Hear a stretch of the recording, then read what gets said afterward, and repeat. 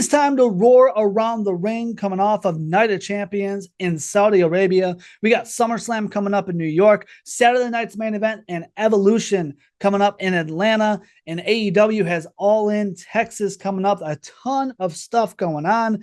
And we're going to jump right into things. I'm Justin Valentine. We're starting on the WWE side of things where John Cena is still your WWE champion on his retirement tour, retaining against CM Punk at Night of Champions. This after Seth Rollins got involved and attempted cash-in, or at the very least screwing CM Punk over, and Cena retains that title. He moves on to a WrestleMania rematch against Cody Rhodes at SummerSlam. Cody defeating Randy Orton in the finals of the King of the Ring tournament to give us this rematch that many people thought maybe we wouldn't see until near the end of the year, near the end of John Cena's run, or at the very least his title run. But they're going smack dab in the middle of the year for this, and I love this for the sake of it not being the obvious booking. Triple H has not been one since he's taken over to do the obvious thing that we've seen time and time again when it comes to booking decisions, and John Cena clearly isn't trying to do the obvious thing on his final run in WWE before he retires. The fact that he's a heel right now tells us just that. And for this match to happen right here, right now, is not the obvious booking, because Cody Rhodes being the guy to take the title off John Cena near the end of the year, save the company, stop Cena from retiring with this title, be the stereotypical hero, babyface, face of the company that Cody has been for the past few years. That would have been the easy way to go. That would have been the obvious thing to do after Cena originally screwed Cody over, turning heel with The Rock, and then, of course, screwed him out of the title at WrestleMania with Travis Scott. And Cody Rhodes having this match at SummerSlam tells me there's absolutely no way he's the one. This is the time to take the title off of John Cena. And the specific reason for that is on the John Cena side of things. The fact that this is his story now. They have pivoted after The Rock screwed them over to make this story interesting again with John Cena as a heel, being the guy that wants to turn on the fans, turn on the company, force them to start over, retire, and take that title home with him. If he drops his title the first weekend of August, you're talking about 4+ months of his run still to go, where you have to figure out what to do now. Because it's so interesting now, because we don't know, out on top of the great stories he's been telling with Punk and with Orton and with those promos, it's also just interesting in the fact of, are they going to let John Cena retire with this title? Is he actually going to do it, or who will be the one to save the company from him doing just that? So that being the story means that he can't drop that title until near the end of the year. For me, it's Survivor Series at the end of November. If he gets through Survivor Series with that title, there's a legitimate shot that he could actually retire with the title, and they do something creative with it when we get to 2026. But I wouldn't even consider taking that title off of him until we get to the end of November, until we get to Survivor Series in San Diego. And John Cena, if he does drop this title at SummerSlam, what do you do with him after that? Right? There's talks of him turning babyface. Michael Cole is really pounding into that story. Every time he goes to cheat in a match, he's kind of looking at the crowd. The crowd's trying to convince him not to cheat, and it looks as if he's considering it, but then he still does it. And we saw that at Night of Champions as well. If we see a babyface run, to me, it cannot happen until after he drops that title. And if he's turns babyface in the middle of the year after everything we saw in the first half of 2025, it would just feel like a bit of a rewind to kind of wrap up his career. And I don't think they want to do that. And even if he stays heel, dropping the title at SummerSlam, his heel character loses a lot of legitimacy, because it is so legit right now with him wanting to have the power and having that power with The Rock and TKO on his side. He's a company guy. He admits it, and wanting to force the company to start over when he's gone. If he loses that credibility, holding that title, holding that power, his heel character takes a big shot for the rest of this year. So for me, John Cena has to retain this title, but I do appreciate the timing of this not being so obvious and giving us a little bit of a different feel of what the fall and winter can look like with John Cena holding this title, the other stories that could happen after another win over Cody Rhodes for that title. Who could be the one to potentially save the company? And if they do that, Survivor Series is a spot to do it. The end of November is a good time. You got just over a month to kind of wrap up his career. They're looking at the final match in Boston some point in December. I would not be surprised if he turns babyface after dropping the title at Survivor Series to end his career as the face that we know and love. I have a hard time seeing fans wanting to boo him on his way out. And if you're doing his final match in his hometown of Boston, he sure as hell is not going to get booed there. And I don't think they're going to want to try to get him booed in Boston for his final match. So by then, he doesn't need to be champion. But for right now, it's not the time for him to drop this title right back to Cody Rhodes. And what could this mean for Cody Rhodes after SummerSlam if he does fail to defeat John Cena? And I'm looking at Randy Orton, who, first off, I was not a fan of him hesitating to do what he needed to do to get the win at Night of Champions. He said it in a promo leading up to Night of Champions, telling Cody Rhodes, I respect you, I love you, you're my brother, but you know who I am, and I'm going to do whatever it takes to get this win. And that's who Randy Orton is. That's what we love about his character. That's who he's always been. For him to hesitate to punk Cody Rhodes at Night of Champions, that makes absolutely no sense for who we know Randy Orton to be. His teammates, his factions, his family, his friends, his whatever it is, he's always been the guy willing to do whatever it takes to get to where he needs to get to, and he refused to do it here. And what made it make even less sense is what Drew McIntyre, who came back on SmackDown, said. Cody Rhodes actually went out of his way to do what he needed to do, any means necessary, to get that win, targeting Randy Orton's bad back, that back injury throughout the match. For Cody Rhodes to do that, and then afterwards, Randy still not want to punk Cody Rhodes after he did what he did to his back and then costing him the match, that's not a Randy Orton move. That didn't make much sense for me. But if you watched Randy Orton during Cody Rhodes' celebration, he had this certain look, and he said something in the promo on SmackDown to Cody Rhodes. The way he told Cody, do not blow this opportunity. You need to defeat John Cena at SummerSlam. It made me feel like a Randy Orton heel turn against Cody Rhodes could still be in the cards. I thought it was at least on hold for now with Cody Rhodes dropping that title to John Cena. I thought it made sense for Randy to do that over the title, but maybe the title doesn't need to be involved. And maybe that's how we move John Cena in his final run away from Cody Rhodes post SummerSlam. And that's given us a Cody Randy Orton feud, because I am envisioning Cody Rhodes failing to defeat John Cena. This after Randy Orton gave him that warning, do not blow this opportunity because I let you go. I let it slide. I did not punt you. I let you get the win. I got too soft on you, so don't blow it. And if Cody Rhodes does just that, after Randy Orton was frustrated losing the King of the Ring finals, I could see Randy Orton coming out after SummerSlam, the first Raw or SmackDown after SummerSlam, and laying Cody Rhodes out for failing to defeat John Cena. We know the history between Orton and Cena, how much Orton hates Cena, especially after Backlash. So if Cody Rhodes can't get the job done, Orton could definitely blame Cody Rhodes for that, and that could lead to that heel turn. The only other angle coming out of that main event from Night of Champions, Seth Rollins and CM Punk. I mentioned Seth getting involved in attempted cash-in. He called it just screwing CM Punk over. He still has that briefcase. And it's looking as if we may get another Seth Rollins CM Punk match at some point. And I know there's a lot of eye rolls with that, and I understand it to an extent. I think fans are a little tired of this because they feel like it's been going on for a lot longer than it actually has. You got to remember when CM Punk first came back, that whole feud was supposed to go right into that original first WrestleMania post CM Punk's return. And then CM Punk got hurt in the Royal Rumble match, and then they had to kind of put it on hold. Of course, he had his whole thing with Drew McIntyre, which Seth Rollins was kind of a part of, kind of wasn't. And then we finally got into it. So it feels like it's been going on for a couple years. It's really only been about a year because of Punk's injury. But if they're going to give us one more match, if we're going to get another Punk Rollins match, the only way that I'm not going to eye roll this too much, and honestly, if they go this route, you could have the main event one of the nights of SummerSlam. Put that Money in the Bank briefcase on the line.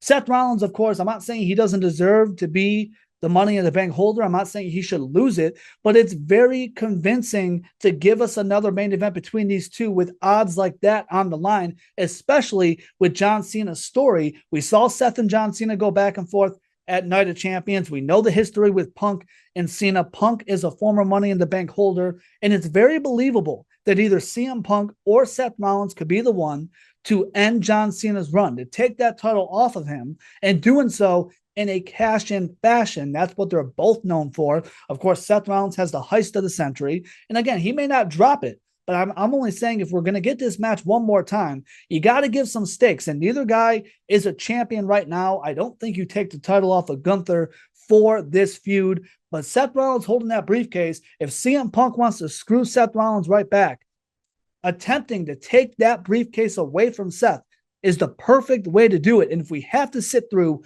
one more Punk Rollins match, let's give a lot of stakes to make it a little more interesting, a little different than what we've seen in the past. And I'd put that Money in the Bank briefcase on the line if we have to go that route one more time. And if they do that, it could very well justify those two main eventing one of the two nights of SummerSlam in New York come August. But let's run the gauntlet of everything else going on in the world of wrestling. I mentioned the World Heavyweight title. Gunther taking that off of Jey Uso. He will defend that against Goldberg coming up at Saturday night's main event. And when it comes to the chances of Goldberg winning this, I know a lot of people aren't happy with Goldberg getting this match. Gunther has to go over here. The only way I could see Goldberg potentially winning this match is if it's going to lead to a Seth Rollins cash-in. If they want to give Goldberg that shining moment in his hometown of Atlanta, he is not going to hold that title for long. There is no point. There is no other matches. There is no other story going into SummerSlam that warrants Goldberg having one last world title run. They keep calling this his final match anyway, so it makes no sense putting the title on him. We already have John Cena threatening to retire with the title. We don't need the same with Goldberg. I don't think Gunther deserves this. I'm choosing Gunther to win, but if Goldberg is going to win, the only way is if we're getting a Seth Rollins cash-in, which could happen the Raw after Saturday night's main event, and that would just lead to potentially a title match with Seth Rollins, Punk, maybe Gunther, maybe a triple threat, but that is the only way that Goldberg can win this. We do have Evolution coming up, and we have two world title matches which were set. Rhea Ripley will challenge Io Sky on Raw, and on SmackDown, Tiffany Stratton giving Trish Stratus that women's title match. And between the two, the match of the night is going to be Rhea and Io. We saw a glimpse of what these two can give us when they were in the ring together a couple different times, specifically that triple threat with Bianca Belair at WrestleMania. So I absolutely love that match. I don't hate Tiffany Stratton and Trish Stratus as much as a lot of people do. First and foremost, Trish Stratus has proven that she can still put on a fantastic match at this point in her career, and Tiffany Stratton has the story with her. They teamed up at Elimination Chamber. Storyline wise, it makes sense, and Trish Stratus can still give us a good match. Jade Cargill has won the Queen of the Ring tournament, getting a shot at the women's title come SummerSlam. And we know that WWE views Jade Cargill as a star, so it doesn't necessarily shock me. I would have liked Asuka winning this match. I thought Asuka, Io Sky for the women's world title would have been a good way to go for SummerSlam. We know the history between these two. Jade Cargill winning this, though, to me, says a lot more about Naomi than it does about Jade Cargill. Those two have a match coming up at Evolution as well, and it makes a ton of sense if Jade Cargill gets this win for Naomi to cash in at SummerSlam or potentially pull a Seth Rollins, make this a triple threat midway through the match at SummerSlam. Naomi's been putting on a great run since she's held that briefcase. This new character is her best run that we've seen from her in WWE. She deserves a women's title. I think she's walking out of SummerSlam with the gold. Staying in the women's division picture, Liv Morgan out with an injury. Raquel Rodriguez and Roxanne Perez taking over with those tag titles. The four-way between the team with Raw, SmackDown, NXT coming up at Evolution. And that match will include the team of Charlotte Flair and Alexa Bliss. And this is a team, you got to give Alexa Bliss a ton of credit. To me, it does not make much sense. Alexa Bliss being on the same roster as the Wyatt Six. Nikki Cross is there. If you want to put her in the women's tag team division, that's the route I'd like to see them go. It doesn't make much sense for Alexa Bliss to want to team with Charlotte Flair, but she is making this work. She is making Charlotte a little more likable than she was just a couple months ago, and then she has been over the last few years. That's a tall task. This crowd does not like Charlotte Flair. Alexa Bliss is doing just that. She deserves a ton of credit for doing that. Speaking of the tag team titles, the Judgment Day taking the titles away from the New Day, especially with Liv Morgan's injury. I love that they did this for Finn Balor and JD McDonough, and for the Judgment Day faction as a whole. It's a good pivot with, of course, Liv going down, and the New Day whole run. That whole heel turn has been handled absolutely poorly. It has nothing to do with Xavier Woods and Kofi Kingston. I don't know if they thought Big E was going to be healthy. I don't know if they thought Big E was going to be able to be involved in some capacity. But after they turned on Big E, they turned heel. We expected a lot bigger. We have not gotten that. And the New Day title run being what it was shows how poorly this has been handled. Solo Sikoa is your United States champion, defeating Jacob Fatu with the help of Tama Tonga. Yes, we know him as Hikuleo. I wish they would have just said his name at Night of Champions and not just keep it mysterious of the brother of Tama Tonga and Tongaloa. Just say his name, even if it's the new name or the name we know him by. Jacob Fatu losing this title right now. A lot of people may be a little upset. He's crazy over with the crowd. Short title reign. I will say it 1,000 times. I am more than okay with short title reigns, especially here. Solo Sikoa needed this a lot more than Jacob Fatu. He has spent a lot of time since taking over as the tribal chief of the new bloodline, running his mouth and then losing matches. He needed more credibility. They put a whole new bloodline around him. Solo Sikoa 100% deserves this, and Jacob Fatu does not need a title. That's how over he is. That's how big of a deal he already is. He does not need that title to still be viewed as a star. Speaking of the U.S. title, shout out to Julia before Night of Champions, defeating Zelina Vega to win this title. She just came up from NXT, and this is not too quick. She is a star. She is the whole package. Fans have already gravitated to her from her time in NXT and quickly on the main roster. SmackDown, that women's division, needs something more than just Chelsea Green. And all due respect to Zelina Vega, she is great on the mic, but as a babyface, when the in-ring work doesn't match up with the mic work, it's tough to keep her over. I appreciate that they gave her a moment, but this was not a title run that was meant to last. Julia is someone that can hang on to this title for a while, and I don't think anyone will have any issue with her being a dominant champion on the main roster. And we do have AEW All In Texas coming up at Globe Life Field this weekend, taking a look at a few of the bigger matches. Of course, the world title, Adam Page challenging Jon Moxley. I appreciate the run that Adam Page is on. This is absolutely nothing against him. He has done a great job building this match, building his story. But when you look at the big picture, when you look at what this Jon Moxley whole title run and the faction began with Bryan Danielson, it felt like it was leading to something a lot bigger than this. I think it's a very good chance that Adam Page is the guy to end Jon Moxley's run, specifically because we're in Texas. There were probably better options for this match. I think Adam Page has made the best of it, but big picture thinking, it felt as if we needed a bigger star, whether it was Danielson coming back or someone a face like Will Ospreay to be the one to stop Jon Moxley. That being said, Adam Page has sold this story as much as he could, and he has done a great job at that. So him getting this moment, I can't be that mad at it. Mercedes Moné will challenge Toni Storm for the women's title, and Mercedes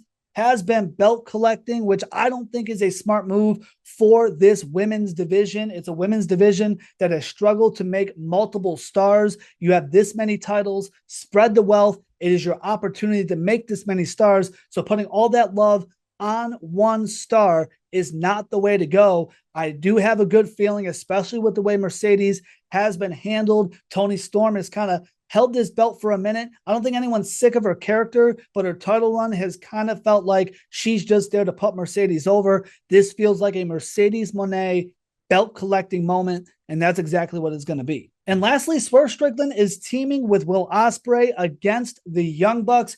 I love this a lot more for Swerve than I do for Will Ospreay. To me, it doesn't make any sense for Will Ospreay not being the one that would have won the Owen Hart Cup and be the one to challenge for the world title at this show. That's really the next level. This does absolutely nothing for him. But for Swerve Strickland, it does a lot for him to still be involved with the names like Will Ospreay, involved with the EVPs themselves in the Young Bucks outside of the world title picture. It proves that they still take him very seriously. AEW has done a horrible job when it comes to stars being in the title picture. Once they're out of the title picture, they seem to fall off. And Swerve Strickland is not doing that. He does not deserve to do that. So this is a great spot for him. But for Will Ospreay, it feels like it does absolutely nothing for him. The next step for Ospreay in his AEW run is that world title. This, to me, would have been the perfect opponent, the perfect time to do just that. That being said, Ospreay and Swerve should get this win, and good for Swerve Strickland. Roar Around the Ring is available on YouTube at Roar Around the Ring. Like, subscribe. We appreciate your support. Find us on social media at JV Around the Ring. We'll be back in August following SummerSlam, following All In Texas. I'm Justin Valentine. We'll talk to you guys very soon.